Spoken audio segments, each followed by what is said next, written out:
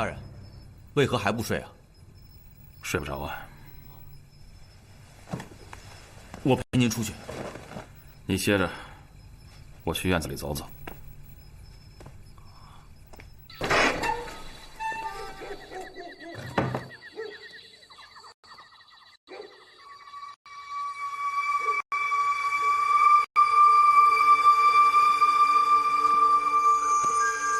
顺子兄弟，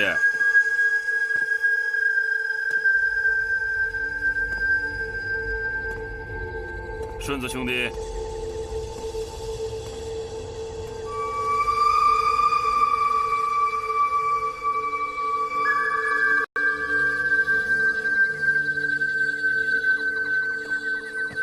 顺子兄弟。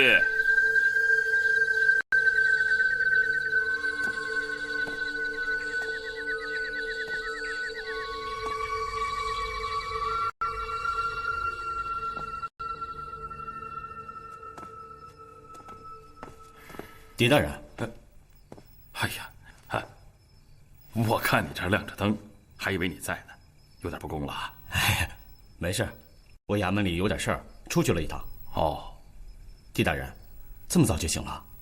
我根本就没睡，换了地方睡不着觉。那狄大人，请聊会儿啊。哎呀，这么早，衙门里就有那么多的事情啊！哎，黄夫人来衙门里找黄大人，问黄大人为何2天都没有回家，还哭着闹着非要闯感恩堂，将值夜的看守都打了。哦，哈哈，黄大人2天都没有回家，他以前经常这样啊？从未有过。您有所不知，那黄夫人是有名的醋坛子。别说2天了，就是晚半个时辰，黄夫人也会跟他闹半宿的。白天没见过黄大人吗？前日下午见过，昨日好像未见他出来处理公事。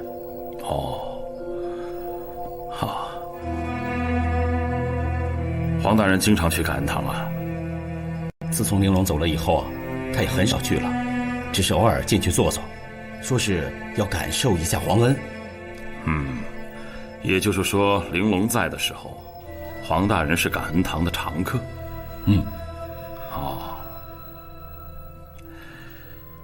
2天没回家，也没有处理过公事，不会是出什么事了吧？不会吧，大人？他堂堂一个知府，那在泰安就是一个小皇上，他能出什么事？不对吧？走，去哪儿？知府衙门。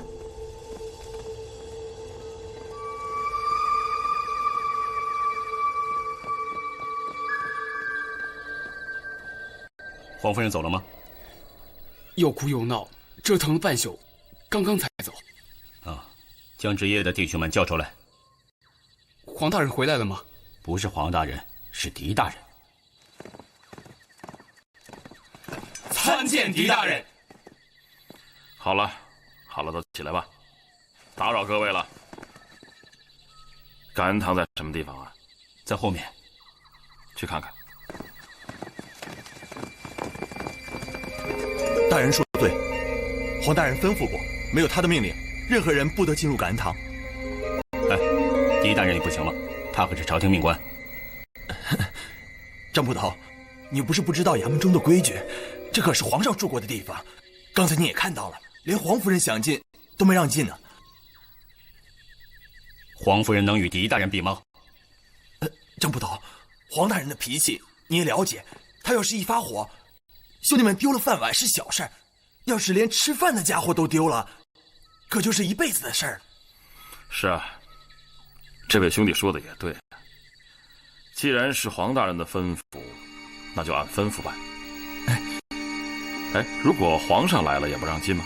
当然行了，这普天之下都是皇上的地方，那谁敢拦皇上啊？御赐金牌在此。吾皇万岁万岁万万岁！起了吧，开门。是。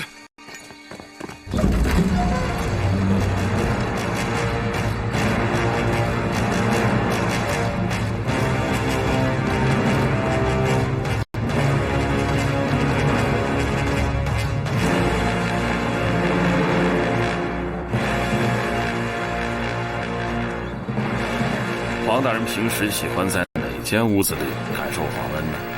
不知道，黄大人一向是一个人进来，不许别人跟着。哦，那皇上住过哪间屋子？正房。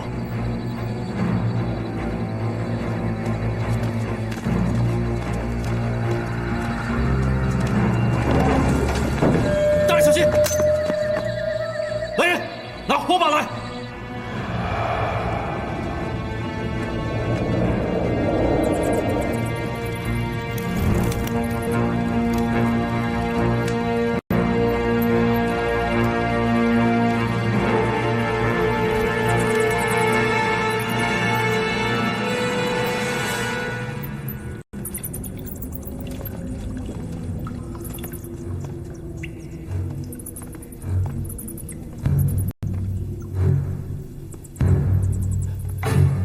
大人，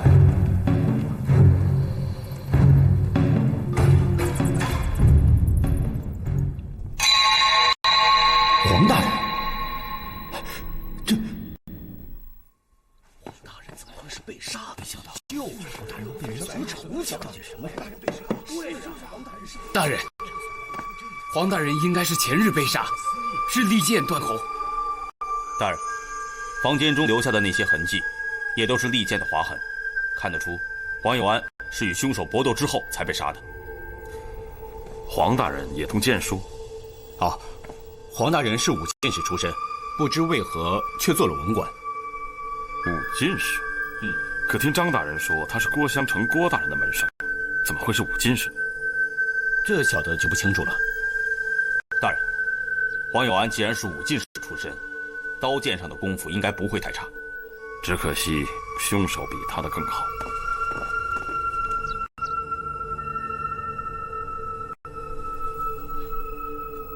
骰子，你来看。什么？黄大人死的时候，应该是睁着眼睛，后来被人把眼睛给合上了。何以见得？你看这儿，这斑斑点点的血迹，显然是利剑封喉时溅上去的。而这些呢，这分明是用手摸过的痕迹。有道理，这杀手还挺仁义的。这应该不是杀手所为，而是熟人所为。哎，也许杀手就是熟人。熟人？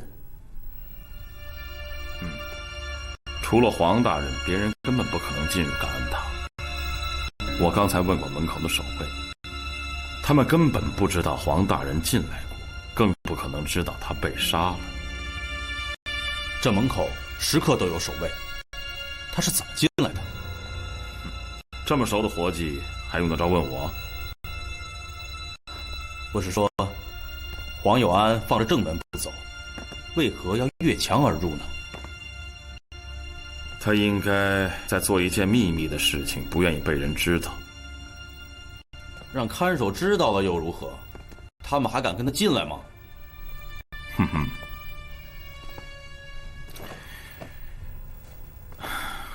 你想啊，如果他是一个人，当然可以光明正大的从正门进，衙役们既不会跟着，也不敢看他在做什么。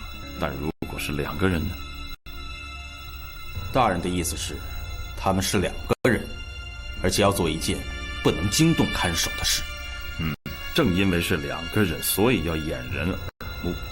但总之，他们是熟人，而且在做一件秘密的事情。有道理。也许两个人在谈一笔生意，谈崩了，打了起来。黄有安技不如人，被人给杀了。这种官匪勾结，然后又起内讧的事情，以前常常听说。如果是官匪勾结起了内讧，那倒简单了。难道还有更复杂的？你别忘了，这感恩堂除了皇上之外，还住过一个人。玲珑。大人是说黄有安被杀与玲珑有关？至少他嫌疑很大。还有，我们是昨日到的，黄大人是前日被杀的，而张顺子前日下午还见过他，这就说明黄大人死亡的时间是在前日的黄昏、傍晚，甚至就是昨日我们到来之前。这简直是太巧合了吧！大人，咱们来泰安可是秘密的，除了太后，可没有别人知道啊。我们来泰安是秘密，可是离开洛阳城，却不是秘密。洛阳城中根本就没有秘密可言。凶手究竟会是谁呢？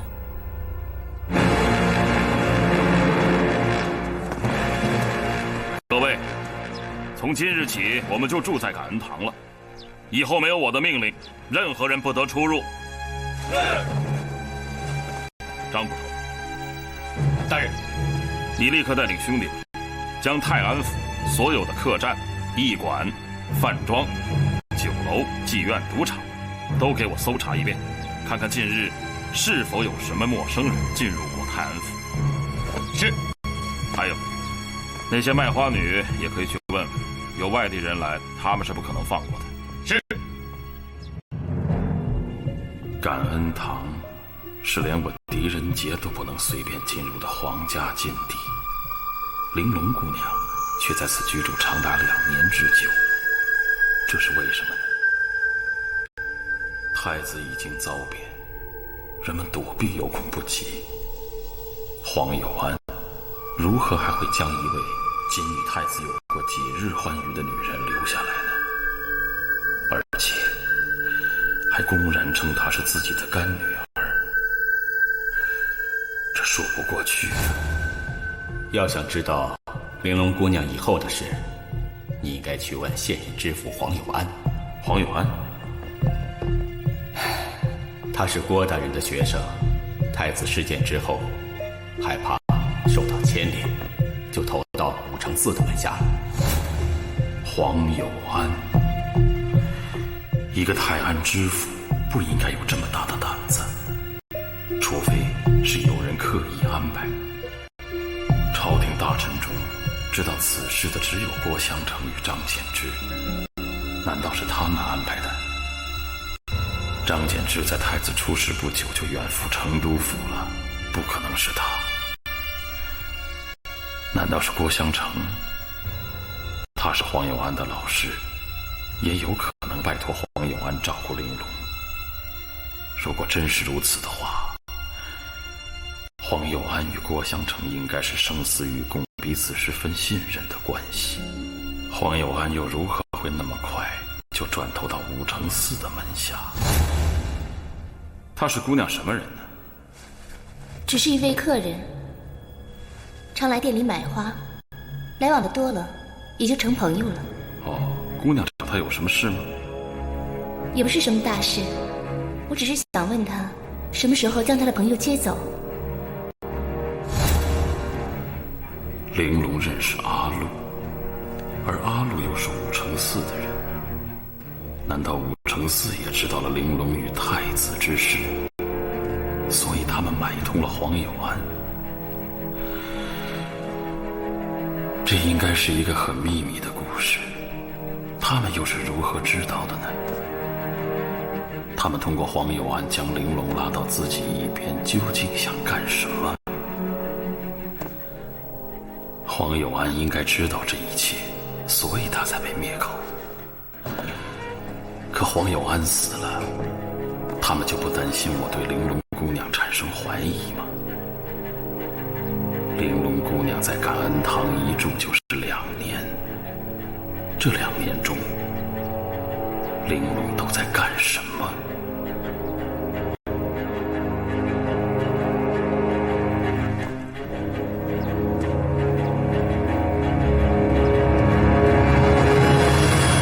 大人，黄夫人来了。她已经看过尸体，现在在知府衙门的大堂等候。黄夫人，我知道您此刻很难过，本不应该问一些伤心的话，但是为了尽快找到凶手，我不得不问。狄大人，您有话尽管问吧。好，请问，您最后一次见到您丈夫是什么时候？是前天傍晚。他在家中吃了晚饭之后，跟我说，衙门还有公务要处理，说完便匆匆地走了。可是，我怎么也没想到，他这么一走，就再也没有回来了。请您节哀，黄夫人。您丈夫经常晚上去办公务吗？很少，除非那些比他更大的官来了，他才会留在驿馆或者行宫陪伴。最近或者说这1-2年，来过需要他陪伴的官员吗？有，5乘4，也就是武大人，去年来过一次，说是去泰山游玩的，是我丈夫陪他去的。哦，黄夫人，既然大人平时每按时回家，而那日他却一夜未归，您难道就没去找过他？他临走之时跟我说，什么公务繁多，可能晚上也不回来了。可是直到第2天的晚上，他还是没有回来，我就着急了，便到衙门来寻他。但衙役跟我说，他根本就没在衙门。哼，他又开始骗我了。这个臭男人，满脑子男盗女娼的，一肚子狼心狗肺。自从那个臭婊子走了之后，他就一直心神不宁的。我知道，他是看上那个臭婊子了，想娶她做二房。哎，黄夫人，您说的这个臭，她是个什么人呢？哼，她不过是一个养花卖花的粗野丫头，也想攀高枝呢。您说的是不是玲珑啊？除了那个臭婊子，还能有谁呀？姓黄的金屋藏娇，还舔着脸跟我说是什么上面官员的安排，他也是迫不得已。男人们就爱胡说八道，没一个好东西。黄夫人，黄大人那天走的时候有没有什么异常啊？异常？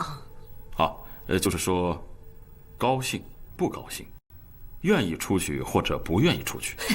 当然愿意出去了，一提到出去就高兴得不得了，一回到家就像进了老虎窝，马上有人要吃了他似的。哦，黄大人喜欢舞剑吧？喜欢，他看那把剑比看我都多呢。最近您家中来过什么客人吗？没有，别看姓黄的不是好东西，但他从来不收礼的。啊，我不是说送礼的，我是说，比如什么远方来的朋友、亲戚。哦，以前有几位，可现在已经好久没有来过了。都是什么人呢？他没跟我说，我也就没问。反正他与男人交往，我从来不管那么多的。哼，都怪那个臭婊子，要不是这个贱女人，我丈夫也不会在外面勾三搭四的。黄夫人，我听说她是你们的干女儿啊？呸！干女儿？什么干女儿啊？男人认的干女儿有几个是正经的？嘴上说是干女儿，其实谁不知道是怎么回事啊？干女儿会整天与义父泡在一起吗？干女儿会生出这种野种来吗？要不怎么说这男人没一个好东西呢？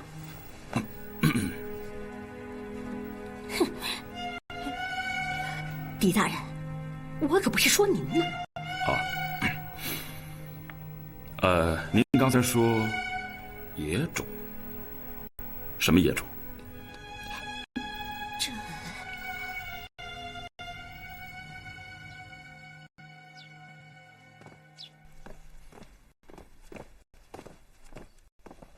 参见狄大人。哦，顺子，查得如何？该查的都查过了。驿馆这几日没有光客，几家客栈留的也是一些老客人，未曾发现可疑之人。大人，如果没事，我就先回去了。哎，还有件事情，玲珑有个孩子吗？孩子？什么孩子？那黄夫人说有个野种，是怎么回事？胡说！他胡说八道！狄大人，你别相信，你别相信那个臭婆娘胡说八道。她是恶意伤人，她不怀好心，她想诋毁玲珑的名誉。你为何如此激动啊？我看黄夫人并不像无中生有啊。狄大人，你也相信那臭婆娘的话？玲珑是个好姑娘，她不会是人们说的那种人，绝不是。哎，顺子怎么了，大人？好像又有什么新故事了。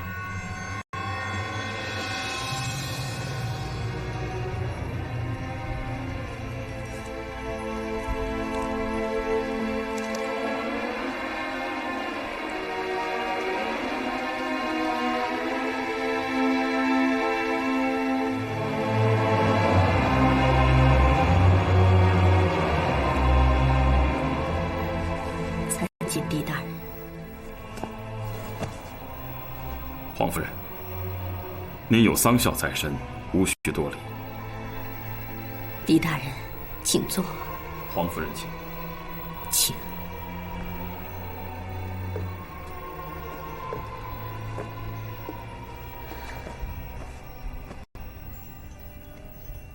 狄大人，还有什么要问的吗？府上正有丧事，本不该打扰黄大人亡灵，还请见谅。狄大人有话请讲。那就恕我冒昧了。这个玲珑姑娘果然生了孩子吗？孩子？什么孩子？我不知道啊。既然不知道，那野种之说从何而来啊？我真的不知道啊。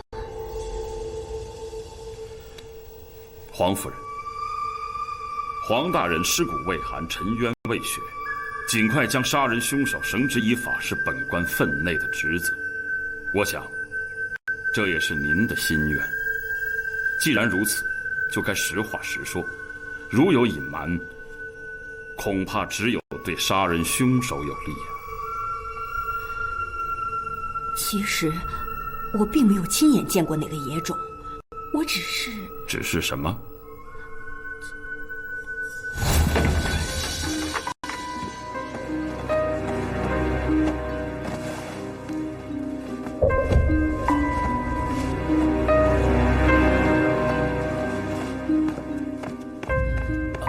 夫人，又要去哪儿？衙门中有点公务要办。公务？你是去办公务呢，还是去会那个贱女人呢？夫人，我跟你说过多少遍了，照顾玲珑姑娘是受人之托，你怎么就不信呢？受人之托？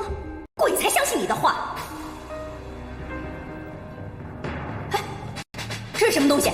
夫人，没有什么，就是一些断案要用的证物。证物？你何时把证物带回家中了？给我看一下。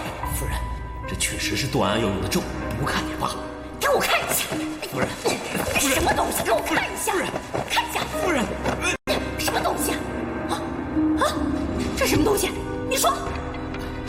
不就是断案要用的证物吗？证物？这都是我儿子的衣物，怎么成为你断案的证物了？我儿子还不满1岁，他犯了什么法啊？他的东西变成你断案证物了啊？你说，你说啊，你说呀！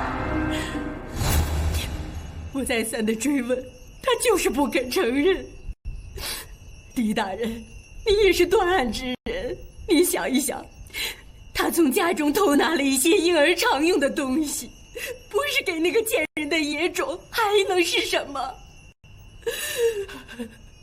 您就没有亲自去感恩堂看看？我当然去了，可是……夫人，你来干什么？夫人，听我说，夫人，感恩堂是什么地方？这你也知道，不是谁想进就可以进去的。凭什么那个贱女人能进去？我就不能进去？我也是五品夫人呐，他什么东西啊？让开，让我进去！你不能进去。好啊，我知道了，你是怕我看到那个野种是不是啊？我告诉你，姑奶奶我今天非进去不可。夫人，擅闯感恩堂，那可是欺君之罪，轻者坐牢，重者格杀勿论。你自己掂量着办吧。我就这样被他撵了回来，这个没良心的东西！我为他生儿育女，他在外面拈花惹草，反而生了个野种出来。并未亲眼所见，何以见得有个野种存在呢？狄大人，您想想，这不是给那个野种用，还能干什么用啊？后来我也就再没有管他。我怕此事一旦张扬出去，毁了他的官声，坏了他的前程，不然的话，我绝对不会善罢甘休的。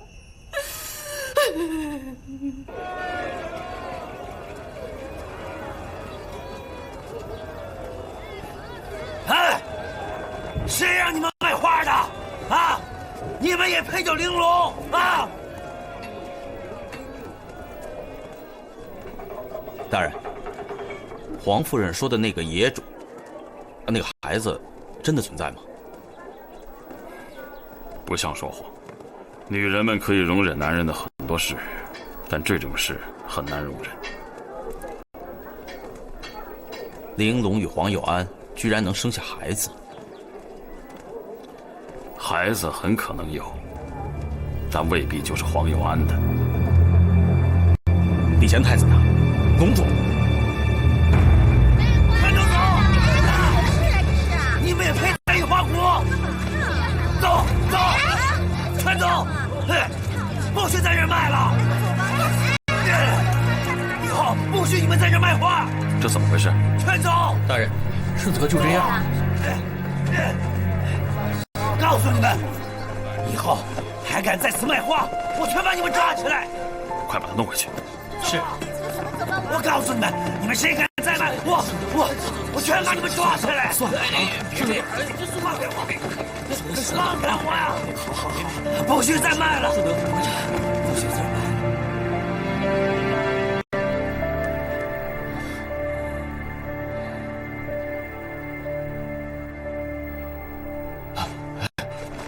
狄大人啊，你躺着，躺着。没事。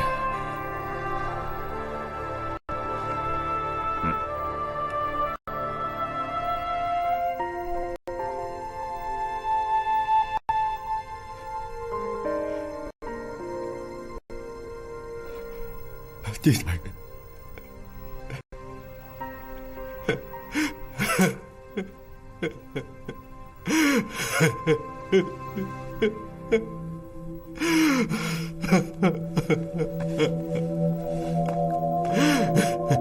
大人，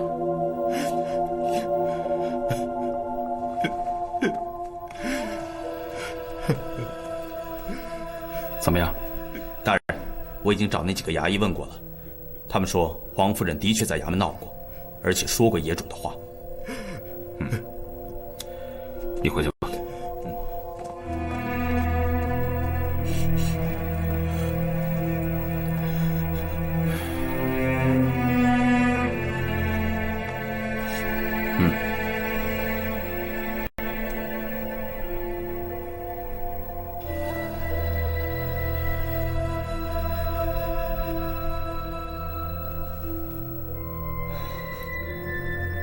是，孩子的事我知道。那天黄夫人去感恩堂闹事，我就在场。玲珑真的有孩子吗？我没有见过，不过黄大人曾经让我请郎中进感恩堂给玲珑看过病。我担心玲珑，便悄悄问了那个郎中。他刚开始不肯说，我就逼着他说。后来他迫不得已就告诉我了，说玲珑没病，是有喜了。狄大人，她还是一个没有出嫁的大姑娘，出了这种事多丢人呐！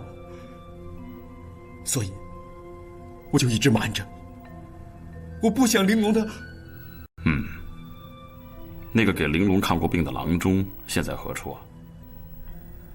死了，没多久就死了。被人杀了？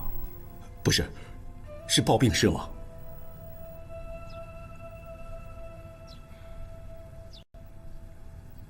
顺子，你很喜欢玲珑姑娘吧？没，你脸上都写着呢。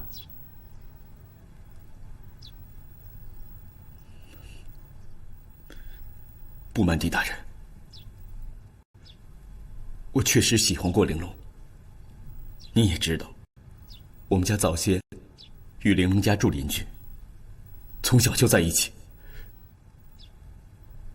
也就这么多了。你最后一次见玲珑是什么时候啊？那是在2年多以前，隐隐约约我们见过几次。隐隐约约？你没与他单独谈过吗？狄大人，我进不了感恩堂，他也出不来，怎么能？你就没有想过问问他，孩子究竟是怎么回事吗？他不肯说。你还是问过？你没问过，怎么知道他不肯说？顺子，你见过他，不是隐隐约约，而是离得很近，而且可以单独谈话。狄大人，你这是何意？你怀疑是我杀了黄大人？你见过玲珑与杀黄大人有什么关系呢？顺子，你不要害怕，别想那么多，跟我说实话。是，我是见过他。什么时候？那是玲珑进感恩堂不久，孩子的事我还不知道。有一次，轮到我值夜，负责看守感恩堂。玲珑，你还好吗？我很好啊。知府大人有没有欺负你啊？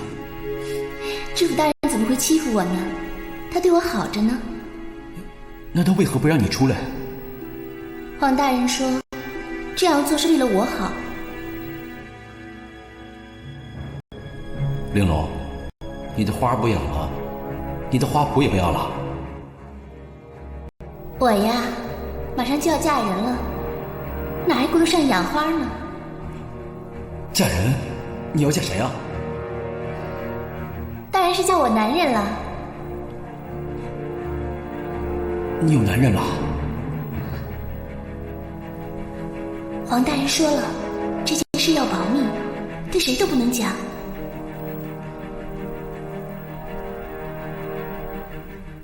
玲珑，怎么了？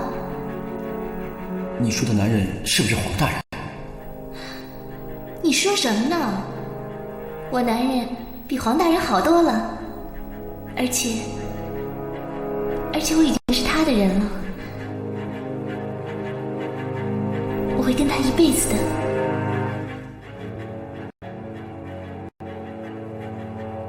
是太子。他怎么说？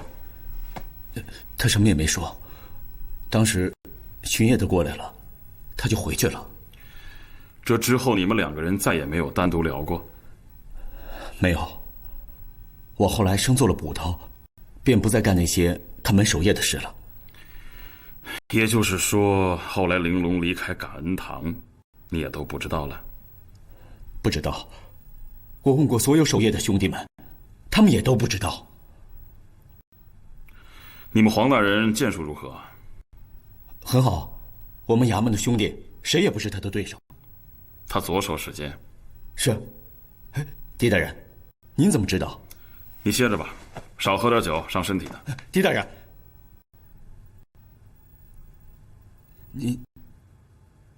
您是不是有玲珑的消息？狄大人，他如今怎么样了？他现在在哪儿？玲珑姑娘他已经死了。死了，他死了。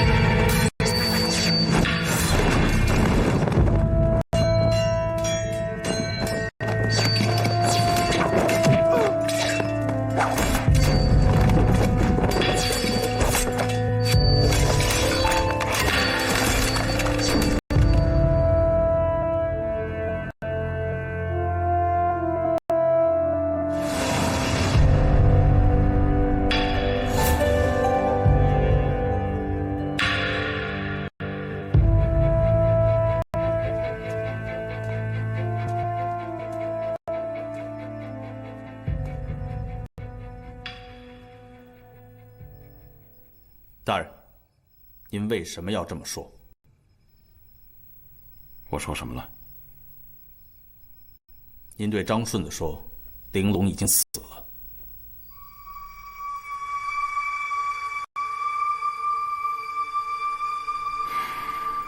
我还能怎么说？他哭了，哭得很伤心。他的心已经伤透了。大人，就算您不告诉他玲珑在洛阳，至少也别说他已经死了呀。只要玲珑还活着，顺子就会不停地找，用一生追查。而据我所知，凡是与此故事有关之人，结果都不是太好。黄有安官居知府，剑术高强，尚且不能自保，何况顺子一个小小的捕头。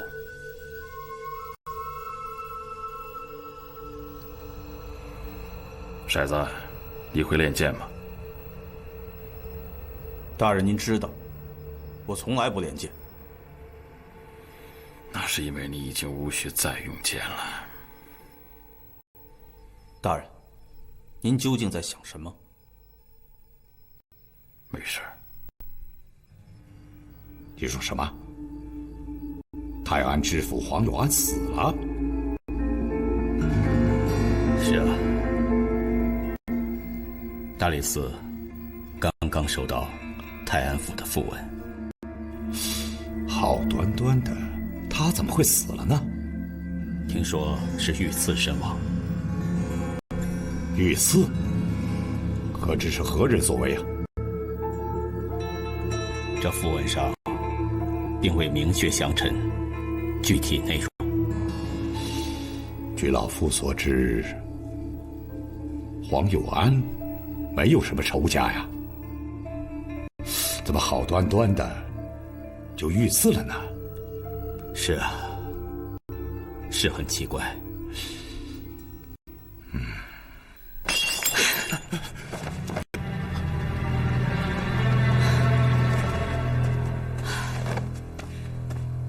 怎么了？大唐的天下，这是怎么了？成都府的案子刚刚了结，这洛阳城又接二连三发生闯宫放火之事，难道天子脚下也不得安生吗？啊！现在可好，泰安又乱起来了，居然杀了知府。太后，这臣有句话，不知当讲不当讲。你要觉得当讲就讲，觉得不当讲就别讲。太后，知臣觉得发生了这么多事都与礼贤太子有关，所以听你的意思，礼贤虽然被禁锢在太子宫，仍能号令他人不成？哦，知臣不是这个意思。知臣觉得洛阳城中依然有人借着太子之事大做文章，有唯恐天下不乱之嫌。智臣以为，应即刻责成大理寺派专人前往泰安，查清并严惩杀人凶手，以警示天下。行了，管好泰安，查清并严惩杀人凶手，以警示天下。行了，管好你自己的事就行了。哀家知道该怎么办。是。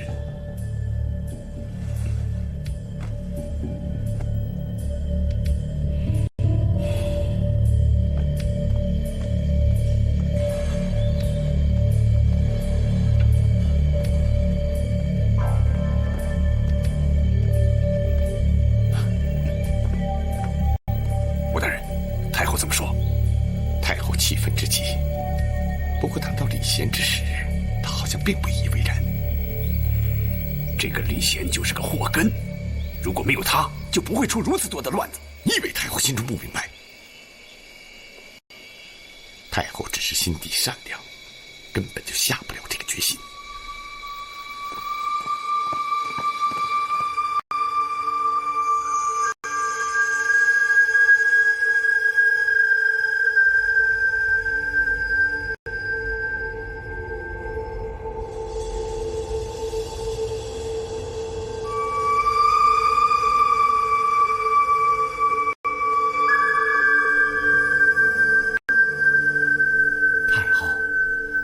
歇着了。出去。太后，时辰不早了。哀家让你出去。是。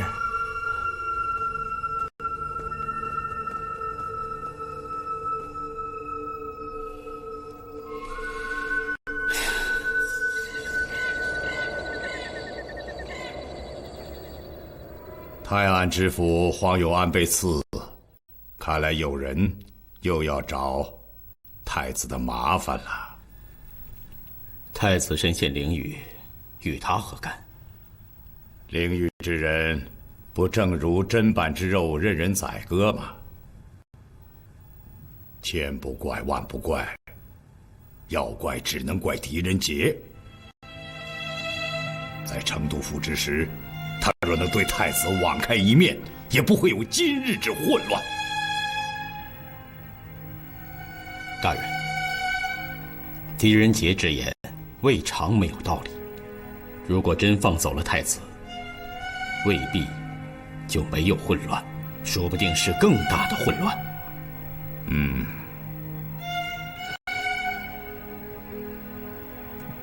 天下是大唐的天下，老百姓的天下，不是某一个人的天下。乱了天下，就等于乱了人心呢。张大人，你给老夫说句实话。狄仁杰突然离开了洛阳，是不是去了泰安？此事我也不清楚啊。肯定是，否则的话，就不会有这么多的麻烦。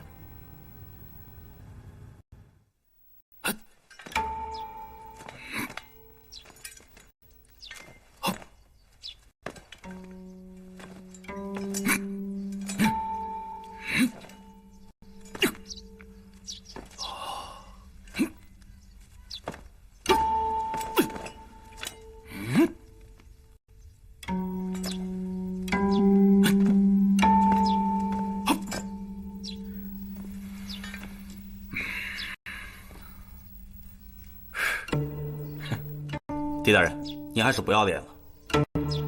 以您这水平，再练10年也成不了剑客。去，找把剑来，你我比一比啊！您与我比比？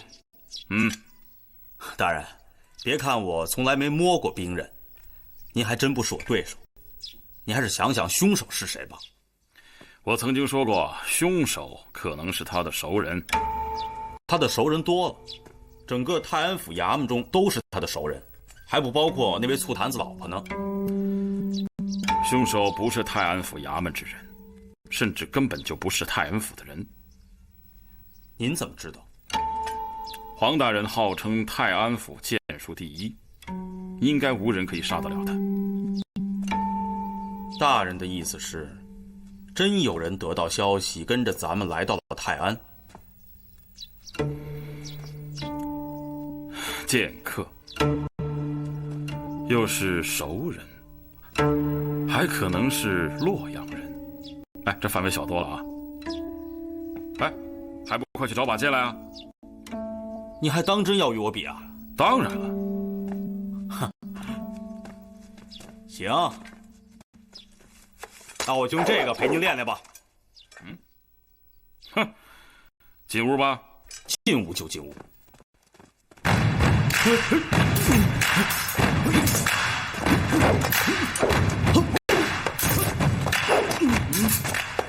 大人，要打便好好打，老躲在屏风后头，算怎么回事啊？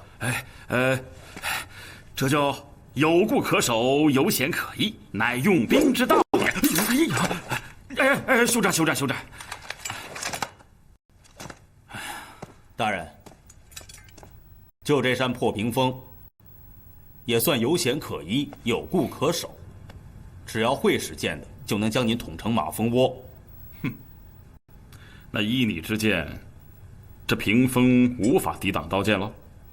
挡不住，小孩子戏耍打闹可以。那为什么这上面留下了如此多的刀剑痕迹呢？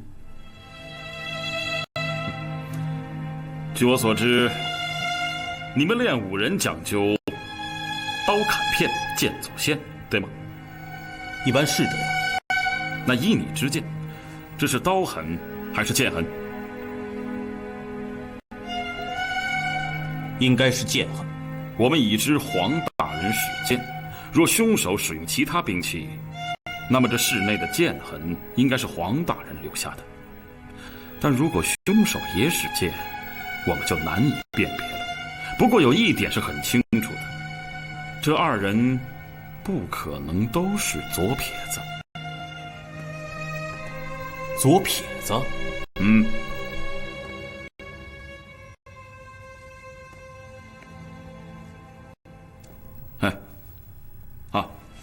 你看这连环三剑，只有正手剑才能使得如此连贯而迅速。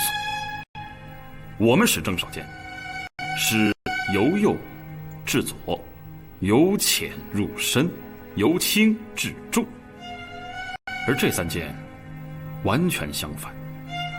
也就是说，这三剑是左手使出来的。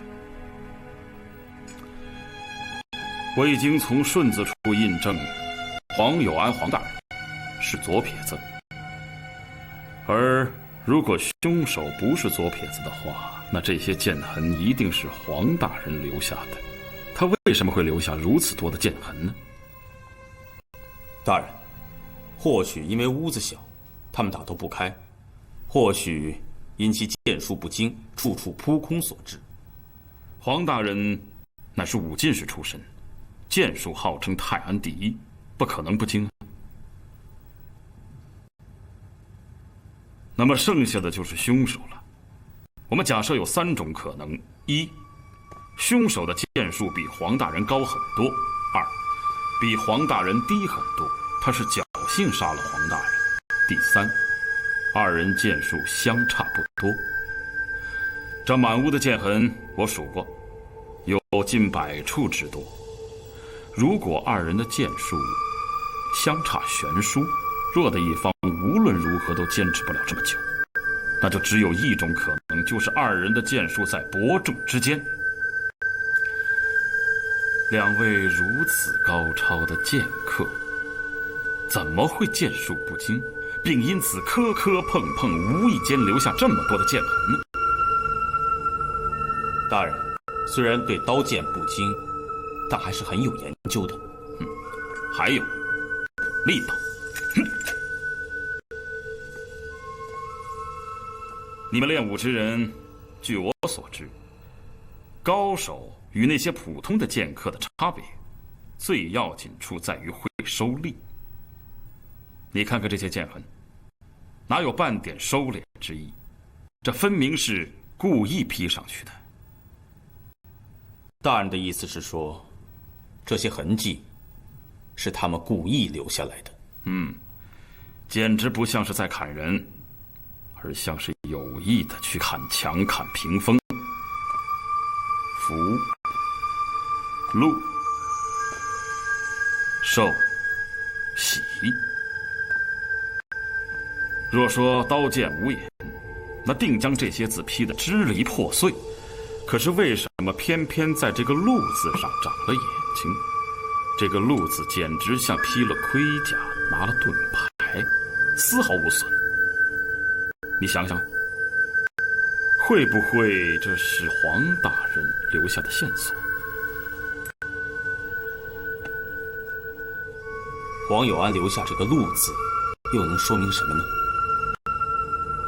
也许是地名、官名、人名、绰号，都有可能。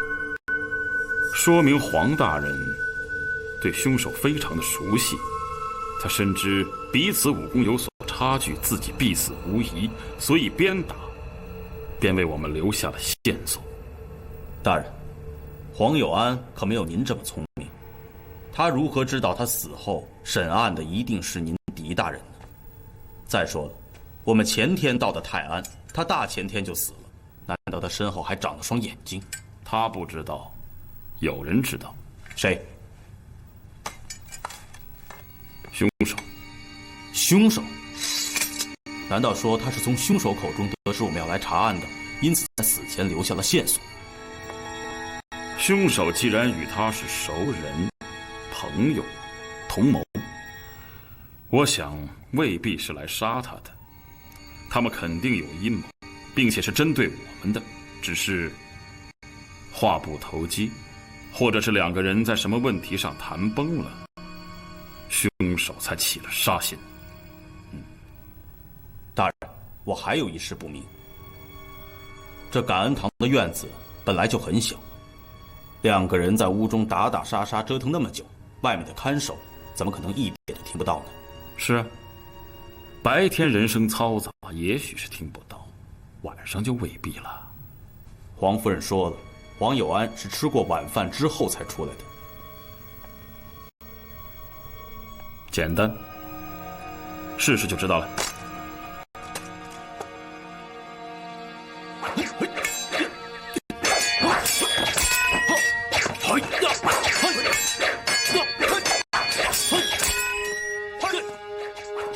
听到了吗？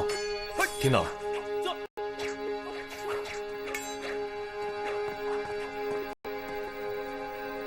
大人，不对，如果里边果真有打斗的话，外面完全听得见。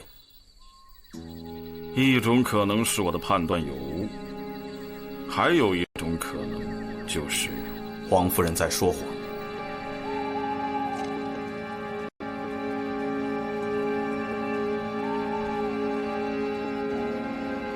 夫人，狄大人来了。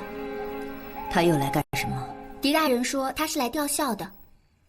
知道了。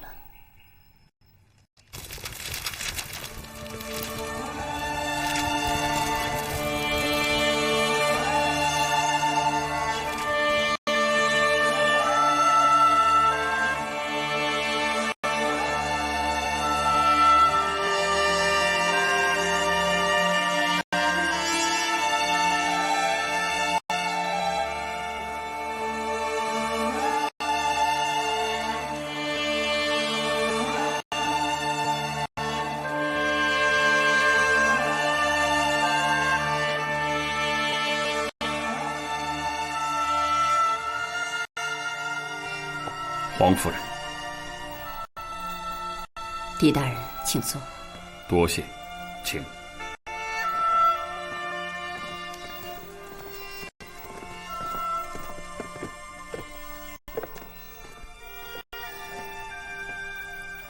看茶？哎，茶就不必了。有件事，问完就走。狄大人，请问吧。黄大人最后一次离开家，是吃过晚饭走的吗？是吃过晚饭走的。吃了什么？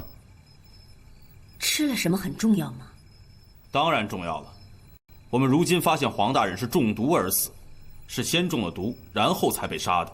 我们要验尸，看看黄大人究竟吃了什么不该吃的东西。这不可能。可能不可能？你说的不算，我们说的也不算，仵作说的才算。黄大人下午还好好的，晚上就突然死了，这其中能没点别的原因吗？他没有，他没有在家吃饭，对不对？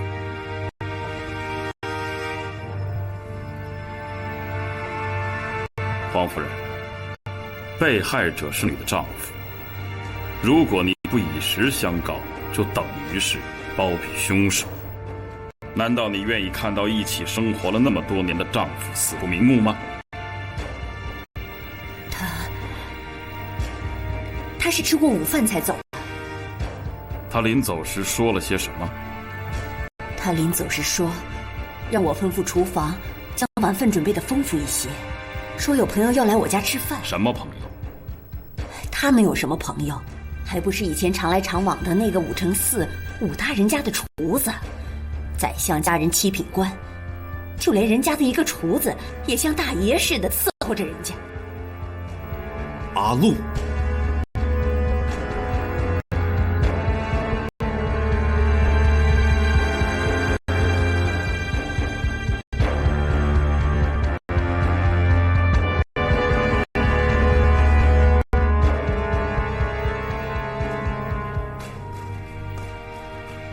黄有安果然是白天被杀的，眼下最重要的就是这位厨子阿禄了。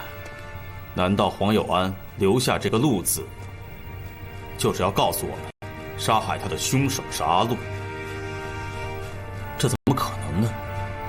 大人，那阿禄明明已经死了，而且就死在您家里，当时我们也都在，怎么会复生了呢？难道这个世上真的有鬼？不知顺子见过这鬼没有？大人，你要去哪儿？去看看顺子。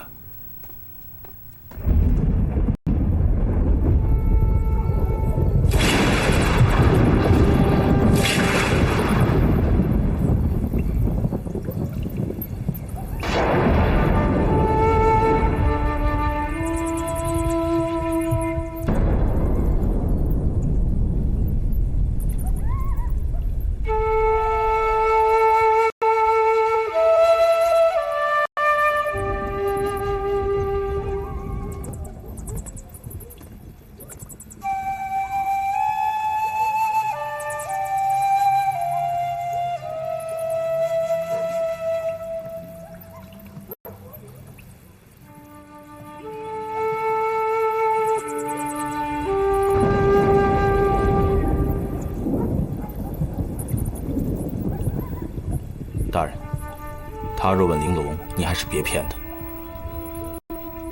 没有对他好。他如今是生不如死啊！狄大人，玲珑在哪儿？我不是跟你说过吗？他已经死了。你骗我！玲珑不会死，玲珑肯定不会死。狄大人，我求求你了，您告诉我，玲珑在哪儿？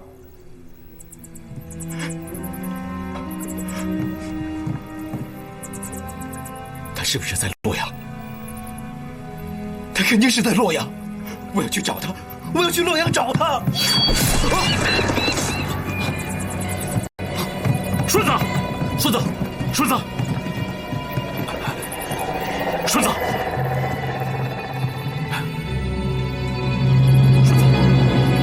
顺子，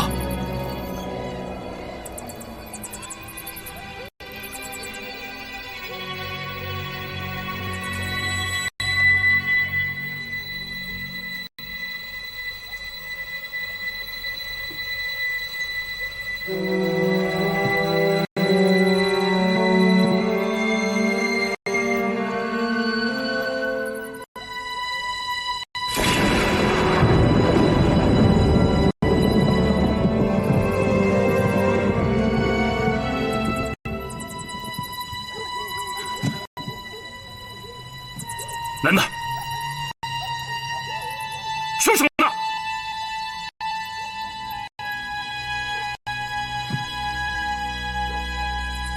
你不是江洋大盗吗？啊？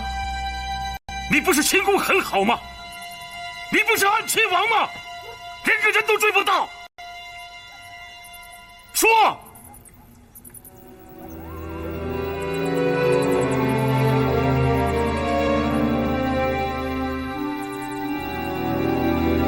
抱歉。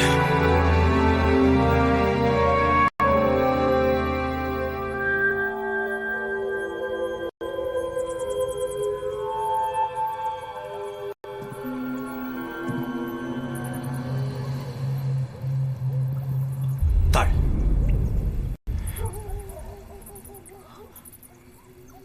阿禄，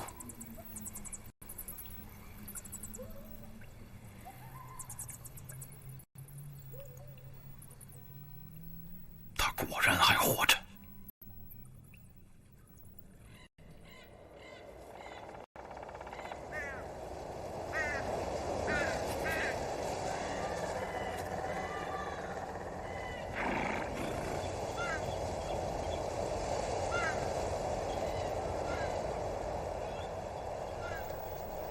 这个阿禄，是人也好，是鬼也罢，为何非要杀顺子不可？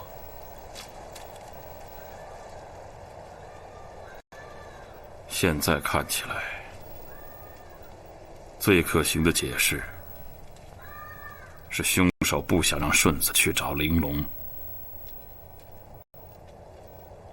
顺子与玲珑是好朋友，他去找他又怎么了？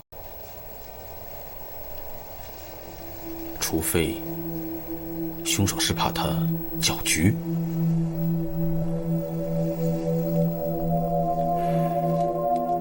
这种解释很勉强，但仔细想想，也未必就不是如此。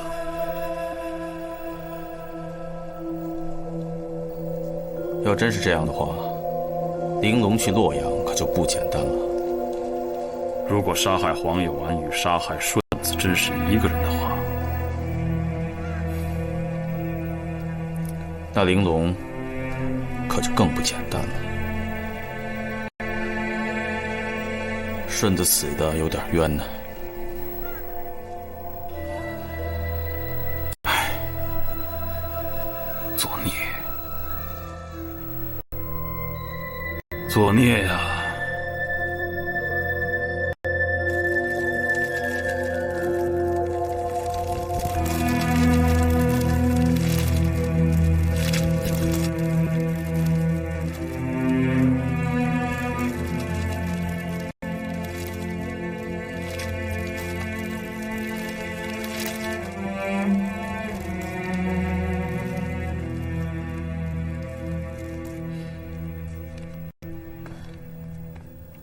黄夫人，打扰了，还有件事情要问问你。我该说的不是已经都说过了吗？武大人家的那位厨子阿禄，你见过吗？见过。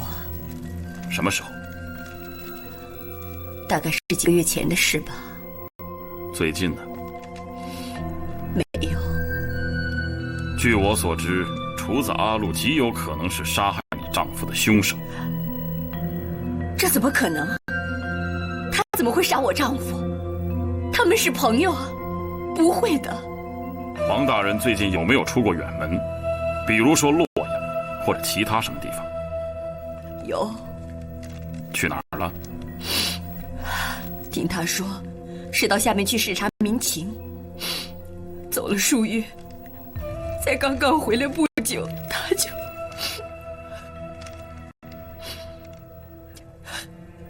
走了数月，刚刚回来不久。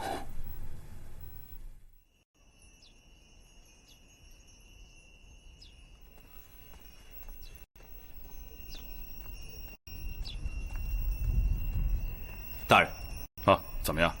我问过那些衙役了，黄有安确实有数月不在泰安，但肯定不像黄夫人说的去体察民情。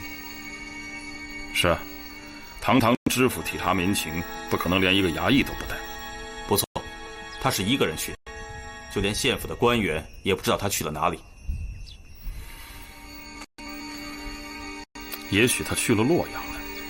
洛阳，一位五品知府去了京城，不可能京城的官员丝毫都不知道啊。除非他不愿让人知道。会不会玲珑此去洛阳与他也有关系呢？玲珑，看来这位玲珑姑娘的确非同寻常。我们现在立刻回洛阳，这里没必要待下去。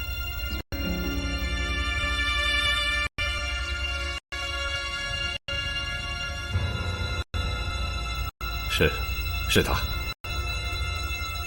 郭大人，您再看仔细些。狄大人，老夫虽然年纪大了，但眼睛并不花。我想，她应该就是礼贤太子在泰安结识的那位姑娘，叫玲珑。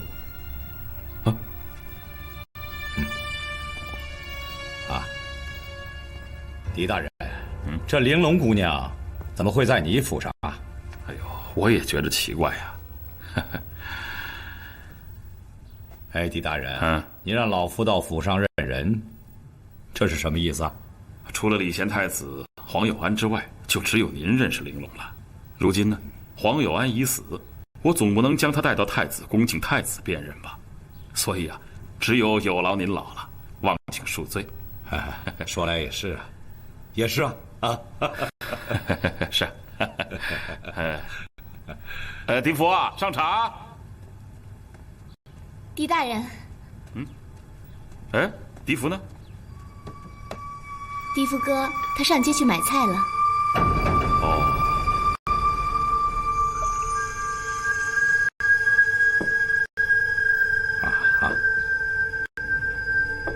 二位大人慢用。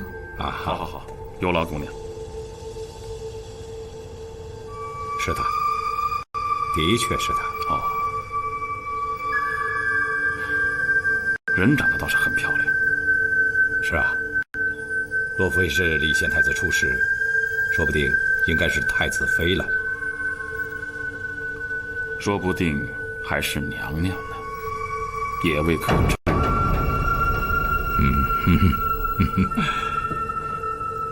生死有命，富贵在天，人算不如天算，真是位可怜的女子。是啊，真是位可怜女子啊。狄大人，如果没有什么别的事，老夫就告辞了。再喝口茶吧。不必了。哎呦，您看看，还麻烦你一趟。狄大人，您这也是为太子的安全着想，老夫理当效劳啊。真是辛苦您了。告辞。我送您。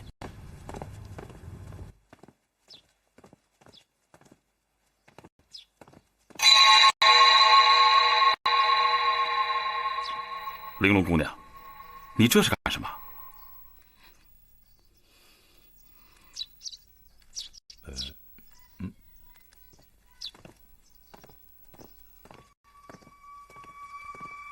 这位大人，我认识你，我见过你，在泰安府的时候，你是与我父亲在一起的。你能告诉我，我父亲现在何处吗？大人，请您告诉我，我父亲他在哪儿？姑娘，你快请起，起来说话。我根本就不认识你，也不知道你夫君在何处，你肯定是认错人了。我没有认错人，大人，我真的见过您。玲珑姑娘啊，狄大人，我真的见过这位大人，他当时是与我父亲在一起。好了，你先下去啊。大人，骰子，大人，大人，快，大人，带姑娘到后堂去。是。大人，请您告诉我，大人，骰子哥，大人，好了，骰子哥，大人。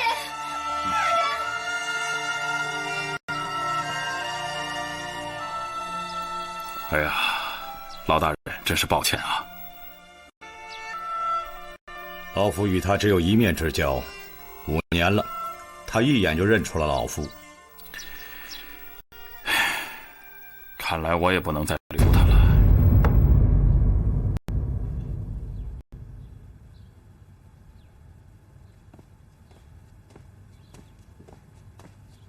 老爷，您找我？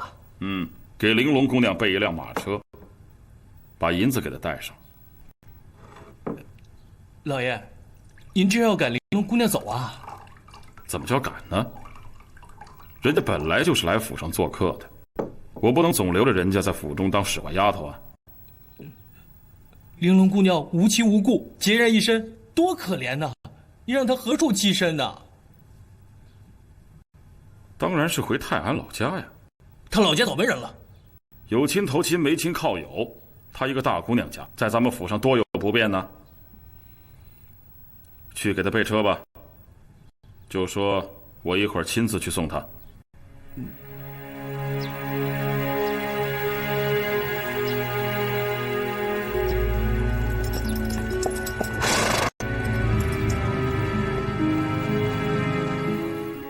玲珑姑娘，本来想留你多住几日，但是你一个姑娘家，诸多的不便，啊，银子我给你放到轿子里了，路上用。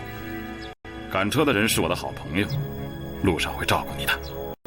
大人，您想的真周到。相逢便是有缘，姑娘一路保重啊。希望与大人还能够再见面。一定能。时辰不早了，姑娘请上路吧。狄大人，烦请代我向骰子哥道别，谢谢他对我的照顾。我一定转达，请。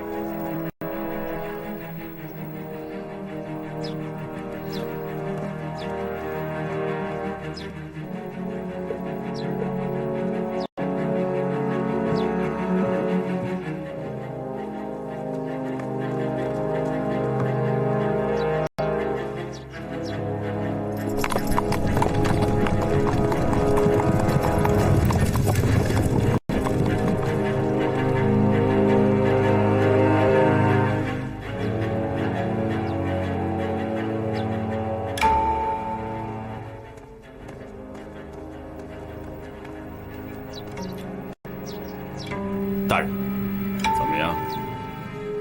果然不出大人所料。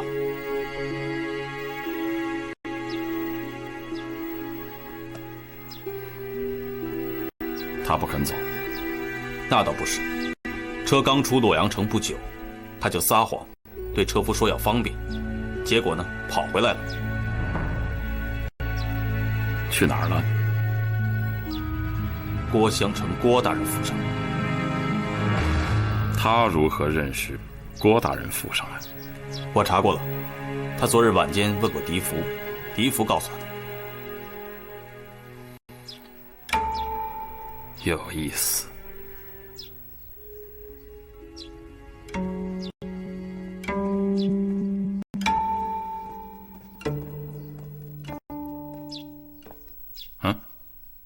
哟，这不是李管家吗？什么事啊？回大人，我家老爷请您过去一趟。哦，有什么事吗？啊，您府上的姑娘赖在我家老爷府上，说什么也不肯走啊。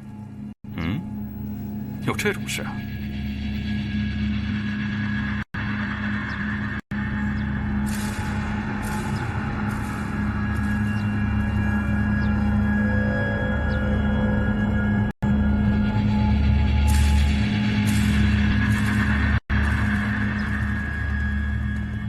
已经跪了几个时辰了。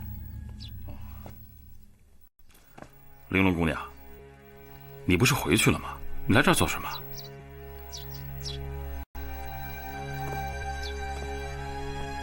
玲珑姑娘，跟我回去吧。啊？哎呦！参见宰相大人。李大人，你总算来了，你看这事儿怎么办吧？这怎么回事啊？他呀，是来这儿找我要人的。他在这儿啊，已经跪了几个时辰了，怎么劝都劝不走啊。他要找他的夫君，不管老夫我说什么，可他偏偏不信呐。硬是活要见人，死要建坟。哎呀，嗨，也是，失夫之痛，在所难免。老大人，您多多担待啊。狄大人，人是你留在府上的，祸也是你惹出来的。不，这事儿你看着处理吧。哎呀，我真是作茧自缚啊！你，要不然，老大人，把太子之事告诉他。告诉他啊，他要是发了疯去闯太子宫，那是，可不告诉他，他还会再来折腾您呢。你看着办吧。总之，不要让他再来我府上就行了。来人，送两位出去。哎，不，老大人，哎，老大人，哎，老大人，老大人，狄大人，请回。哎，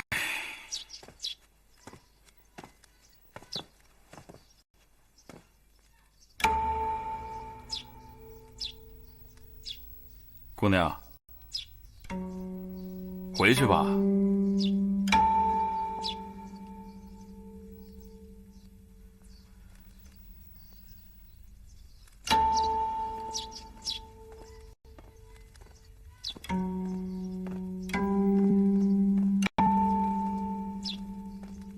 哎，玲珑姑娘，这边啊！哎，你去哪儿啊？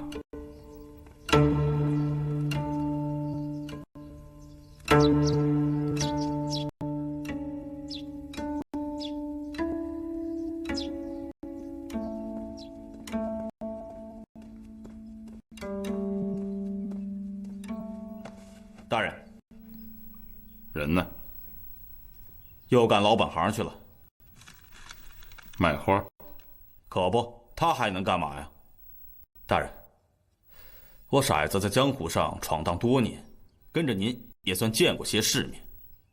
可我怎么看，这位玲珑姑娘不像是个有心计之人呢。是啊，她太像一张白纸了。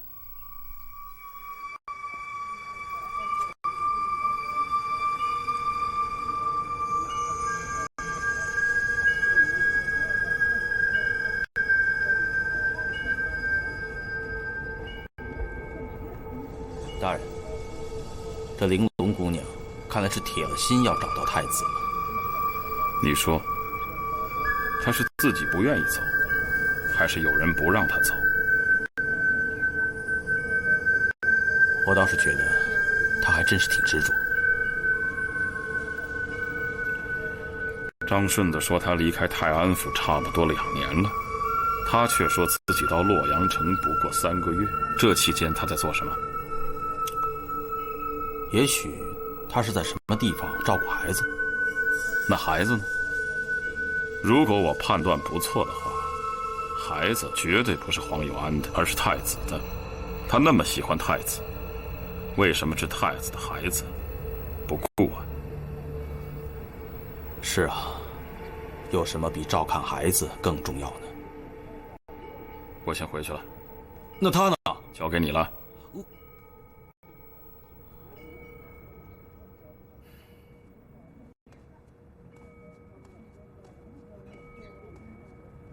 你拿好，慢走，谢谢啊。玲珑姑娘，骰子哥，生意很兴隆吗？还行吧。你是来买花的吗？啊，不，你给我们府上送的花啊，够我们欣赏一辈子的了。今天呢，就是来看看你。啊，那我们进去坐吧。不妨碍你吧？不妨碍，走吧。啊。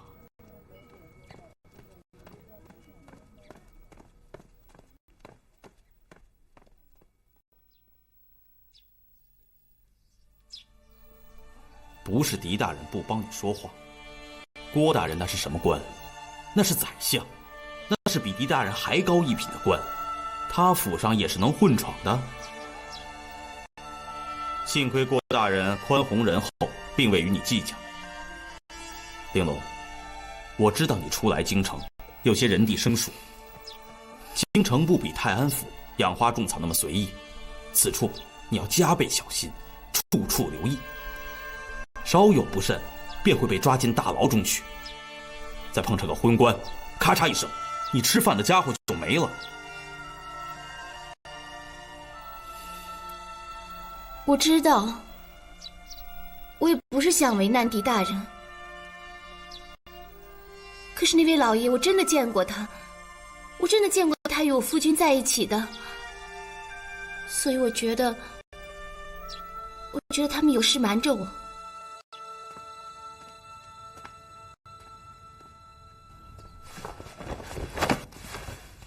臣狄仁杰叩见太子妃。狄仁杰，臣在。你终于肯来见我了。太子妃，臣所事太多，未能常来给您问安，臣有罪。你说过要让我们夫妻团聚，什么时候？